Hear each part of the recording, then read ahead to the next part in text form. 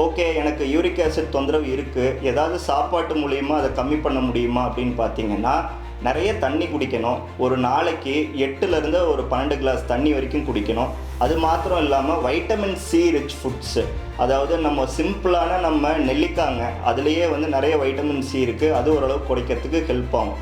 இது மாத்திரம் இல்லாமல் டாட் செரிஸ், அதாவது செரிஸ்ன்னு சொல்லுவாங்க, இதில் வந்து ஆந்த்ரோசைனின் இருக்குது. இது வந்து கிட்டத்தட்ட வந்து 25-30% யூரிக் ஆசிட் குறைக்கும்னு சொல்லி நிறைய ஸ்டடீஸே இருக்குங்க. ஸோ இதையும் மீறி அடிக்கடி நமக்கு வந்து காலில் வலி ஏற்படுது அப்படின்னு பார்த்தீங்கன்னா, நம்ம கட்டாயம் ஒரு டாக்டரை பார்த்து யூரிக் ஆசிட் லெவலை செக் பண்ணிவிட்டு அதை குறைக்கிறதுக்கு சுலபமான ட்ரீட்மெண்ட் இருக்குது. இதை பண்ணாமல் விட்டால் என்ன ஆகும்னா, நமக்கு மூட்டு பாதிப்பு, ஜாயிண்ட் வந்து பாதிப்பு ஏற்படுறதுக்கு வாய்ப்பு இருக்குது. அண்டு யூரிக் ஆசிட்டில் நிறைய இருந்துச்சுன்னா அதனால் கல் பிரச்சனை கூட வரலாங்க. ஸோ இதனால் இதை வந்து நீங்கள் கரெக்டாக ஃபாலோ பண்ணி டாக்டரை பார்த்து ட்ரீட்மெண்ட் எடுத்துக்கோங்க.